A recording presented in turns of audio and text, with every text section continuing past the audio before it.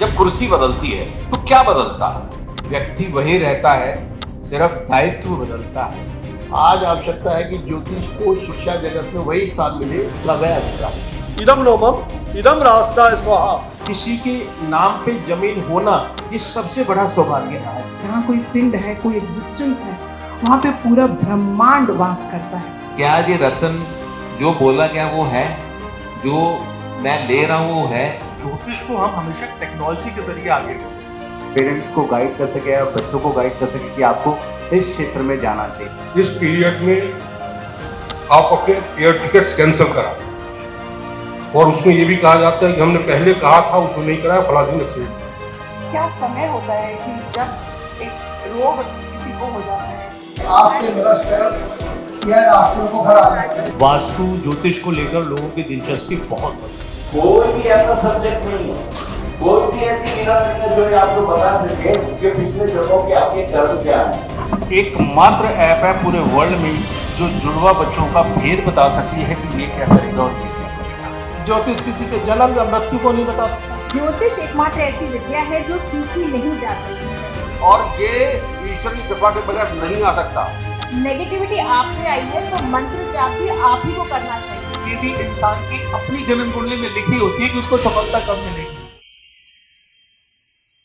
आज के कार्यक्रम की शुरुआत होनी है क्योंकि एस्ट्रो एक ऐसा विषय है जो सदियों से हमारे साथ तो रहा है, उस पर विश्वास भी किया जाता रहा, लेकिन सवाल भी पूछे जाते हैं। और हम में से बहुत सारे ऐसे लोग होंगे जिनके अंदर ये जिज्ञासा जरूर आती होगी कि एस्ट्रो कैसे काम करता है, ज्योतिष कैसे काम करता है, हमारी हस्तरेखाएं कैसे काम करती हैं। तो आज हम इस मंच पर सवाल भी पूछेंगे, जवाब भी सुनेंगे, क्योंकि इन विधाओं के जो पुरोधन है, एक से एक बड़े जो जानकारी रखते हैं, वो ज्ञाता आज हमारे साथ हैं। एक बड़ी रेंज है, हस्तरेखा विशेषज्ञ से वास्तु के जानकार, ज्योतिष, वैदिक ज्योतिष, इन सभी के जानकार हमारे साथ है। तो कार्यक्रम को अब हम आगे बढ़ाएंगे और पहला पैनल डिस्कशन हम आरंभ करने जा रहे हैं, जिसके लिए मैं मंच पर अब आमंत्रित करना चाहूंगी जानी माने ज्योतिषाचार्य और एक बड़ा नाम हो चुके हैं जो इस फील्ड के, जीडी वशिष्ठ। बहुत पुराना नाम हमारे साथ है, जीडी वशिष्ठ जी, कृपया आप मंच पर आए, पधारे।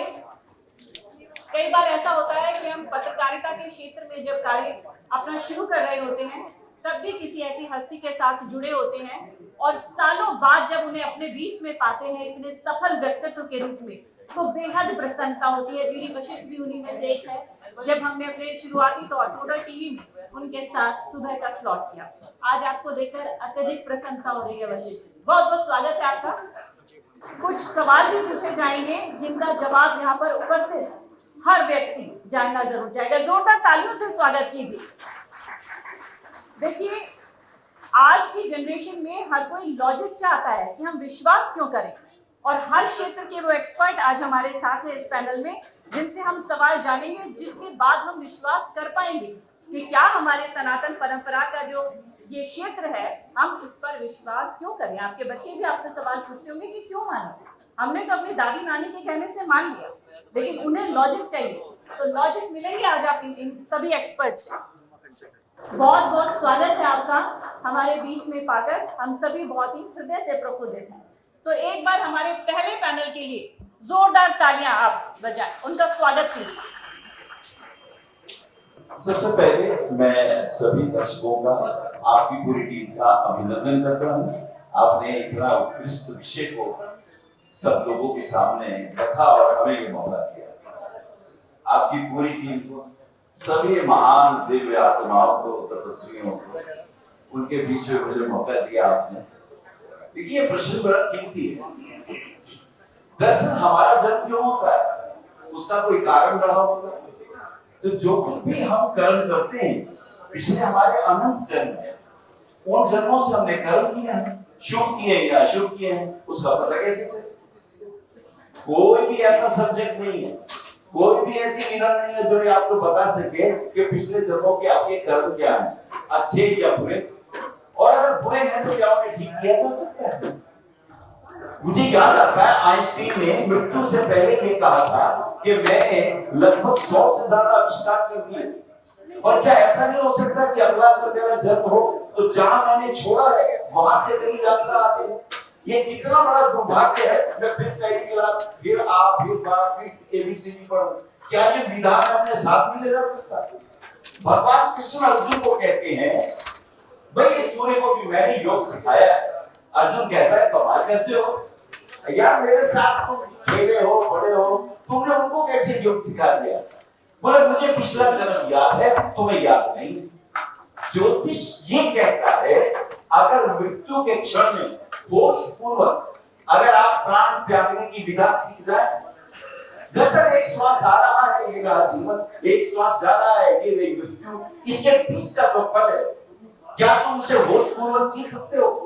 अगर पूरी अवेयरनेस से तुम उसको जियो और मृत्यु के क्षण में ये हो तो आप संकल्प करें कि मैं जो कुछ भी अपने पुण्य अर्जित किए हैं, मैं एस्ट्रोलॉजर हूं, मैं साइंटिस्ट हूं, मैं डॉक्टर हूं, ये विधा मेरे साथ जाए। संकल्प पूर्वक अगर शरीर छोड़े तो भगवान कृष्ण गीता में ये सूत्र देते हैं।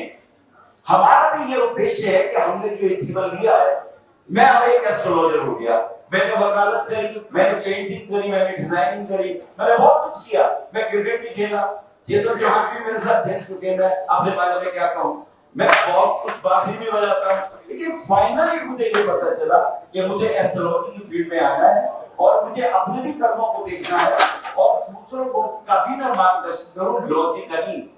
यस, किसी के भी जन्म पत्री देख के मात्र 2 मिनट की बहुत है, 1 मिनट के अंदर ये बताया जा सकता है कि तुम्हारे घर में तुम्हारा स्वास्थ्य कैसा है, तुम्हारी पत्नी या पति कैसे रहेंगे, तुम्हारी एजुकेशन कैसी रहेगी, तुम्हारा भविष्य कैसा रहेगा, ये बताया जा सकता है। तो ये अंधविश्वास नहीं है।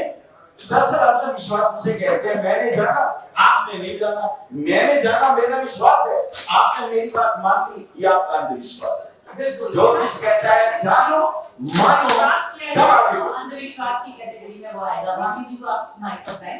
भाभी जी यही बात हो रही है। अभी अगला सवाल भाभी जी से मेरा ये है कि जैसे कि बतौर कि मैं बात मानूं, विश्वास बगैर किसी लॉजिक के तो ये अंधविश्वास है। तो अब आपसे सवाल ये है कि 2 व्यक्तियों की होली अगर वो जुड़वा है मान लीजिए, तो क्या उनका भाग्य अलग अलग होगा? इस पर ज्योतिष एक्सपर्ट होने के नाते क्या राय है? बहुत धन्यवाद आपका स्वागत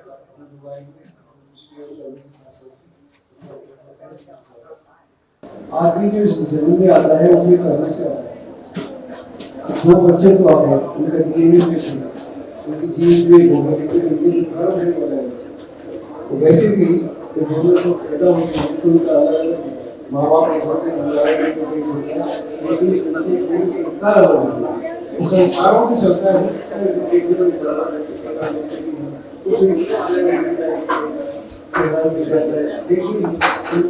संस्कार है वो अपने अलग अलग, उन संस्कारों को झेलना पड़ता है, उन संस्कारों को समझना पड़ता है, उन संस्कारों को भोगना पड़ता है।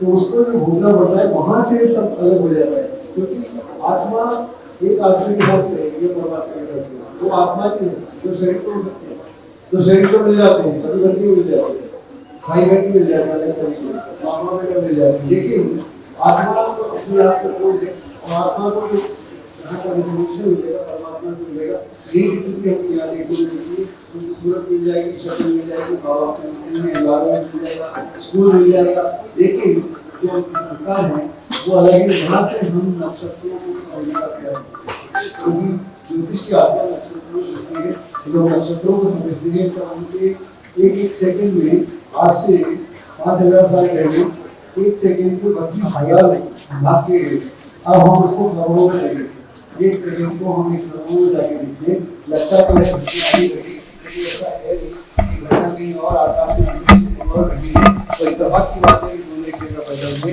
लेकिन दोनों का भाग्य, दोनों का पीना, दोनों की संस्कार अलग अलग।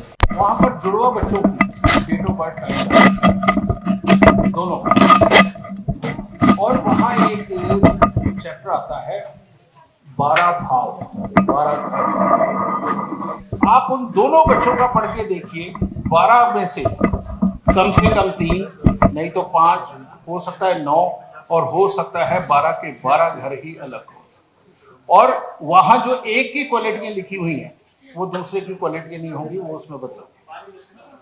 तो इससे आपको ये पता चलेगा, जितने ज्यादा घरों में ये फर्क निकल आएगा उसमें साफ पता चल जाएगा कि इन दोनों में डिफरेंस क्या है जुड़वा होने के बावजूद। ये एकमात्र ऐप है पूरे वर्ल्ड में जो जुड़वा बच्चों का भेद बता सकती है कि ये क्या करेगा और ये क्या करेगा। ये प्रैक्टिकल है आप सबके लिए और करके जरूर देखिएगा।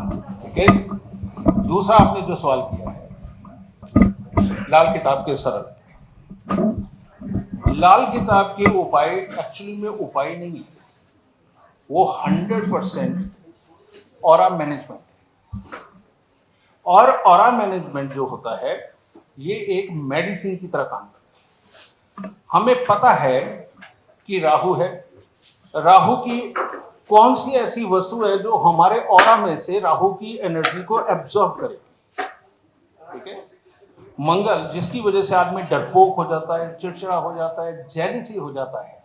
ठीक है। और शादीशुदा जिंदगी के काबिल भी नहीं रहता क्योंकि लड़ने से फुर्सत नहीं। ऐसी अवस्था में हमें पता है कि इस मंगल पद को, इसकी ऑरा को एब्जॉर्ब करने के लिए गुड़ की रेवड़ियां बनी हैं, तिलपट्टी बनी है, या फिर उससे बड़े लाल मिर्चें बनी हैं। अब उनको यूज कराने का तरीका कि ऑरा को निकालना कैसे है, कितने दिन का क्या उपाय करके कैसे हम निकालें, ये एक पूरी गहरी साइंस है। और जिसको भी ये साइंस आती है वो चुटकियों में उपाय करवा सकता है। समझे।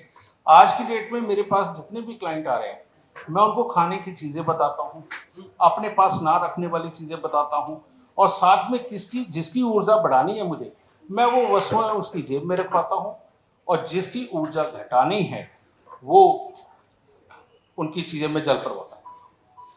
अब उसके बावजूद भी आप भी जानती हैं ये मेरी 4-4 महीने की वेटिंग क्यों होती है, यही रीजन, क्योंकि लोगों को आराम पड़ता है।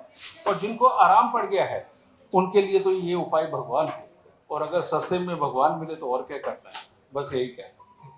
गुरु माँ से मेरा सवाल ये है कि ये कहा जाता है कि जो हमारे पूर्व जन्म के कर्म हैं वो इस जन्म में भी हमें भोगने पड़ते हैं, तो हमारा भाग्य और हमारा कर्म इनमें से बड़ा क्या हुआ? कृष्णाय वासुदेवाय हरे परमात्मने प्रत्यज्ञ कलेशनाशाय गोविंदाय नमो नमः। या देवी सर्वभूतेषु मातृरूपेण संस्थिता नमस्तस्यै नमस्तस्यै नमस्तस्यै नमो नमः। या देवी सर्वभूतेषु लक्ष्मीरूपेण संस्थिता नमस्तस्यै नमस्तस्यै नमस्तस्यै नमो नमः। या देवी सर्वभूतेषु विद्यारूपेण संस्थिता नमस्तस्यै नमस्तस्यै नमस्तस्यै नमो नमः। या देवी सर्वभूतेषु शान्तिरूपेण संस्थिता नमस्तस्यै नमस्तस्यै नमस्तस्यै नमो नमः। उपस्थित यहाँ सभी विद्वान एक से एक बढ़कर बैठे हैं। अश्विनी चौबे जी और साथ में हमारे अजय भामी जी जो है 35 वर्ष से साथ जुड़े हुए हैं, और अपने वशिष्ठ जी और जितने हमारे मंच पे विराजमान हैं और सभी उपस्थित हमारे ज्योतिषाचार्य, सबको बहुत बहुत साधुवाद, अभिनंदन। मुझे प्रैक्टिस करते हुए बहुत समय हो गया, ज़्यादा टाइम मेरा जो है विदेश में बीता है। लंदन में 15 साल में माँ टीवी पे प्रोग्राम करती थी, तो कई पाकिस्तानियों के भी मेरे साथ कनेक्शन थे, लोग अपनी जन्म पत्री भेजते थे। तो बहुत कुछ करते करते हमने ये देखा कि कर्मों प्रधान है, जो कर्म है आपका वो कुंडली को ठुकरा सकता है। मैंने पूरा कोई यूरोप कंट्री नहीं, आमो रेडियो पे भी एम्स्टर्डम में मैं प्रोग्राम करती थी, तो सभी जाति के सभी वर्ग के लोग आते थे, और मैंने देखा जो आपने किया वही पाया।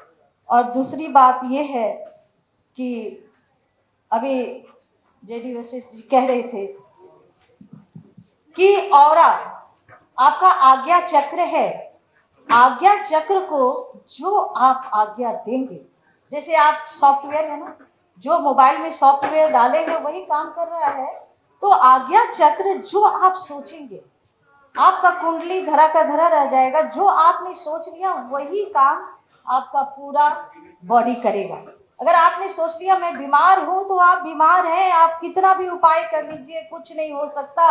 अगर आपने सोच लिया मैं स्वस्थ हूं, मेरे 6 ऑपरेशन हुए हैं पेट के, और मैं 8-8 घंटे अपने धुनी पे बैठती हूँ मौन पर, और डॉक्टर ने कह दिया था 8 घंटे नहीं बैठ सकते। मैंने कभी नेगेटिव सोचा ही नहीं, मैंने एनी टाइम पॉजिटिव सोचा है, और मैंने ये सोचा है कि मेरे से बलवान कोई हो नहीं सकता, मेरे से ज्यादा स्वस्थ कोई हो नहीं सकता।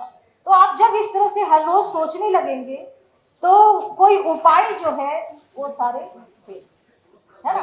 उपाय आप देखिए, सुबह उठते ही आप देखेंगे इधर ही फेंको उधर हो, कोई को नहीं, आप अपने अंदर झांकिए, आपके अंदर कौन सी ऊर्जा काम कर रही है। आपको भगवान ने इतना अच्छा बनाया है, आपको इतना ऊर्जावान बनाया है, हर ऊर्जा आपके अंदर समाहित है। उस ऊर्जा का आप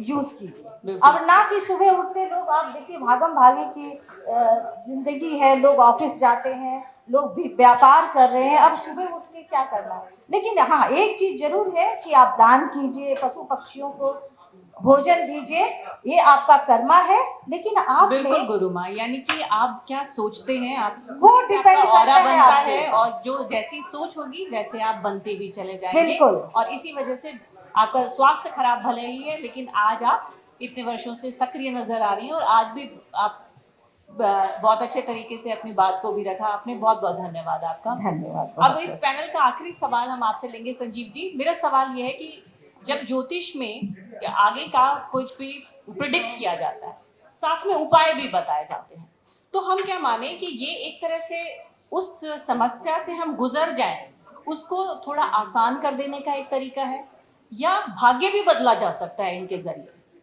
जी धन्यवाद मैडम, मैं आप सभी का शुक्रगुजार हूँ कि इतने बड़े विद्वानों से मिलने का आज मुझे मौका मिला।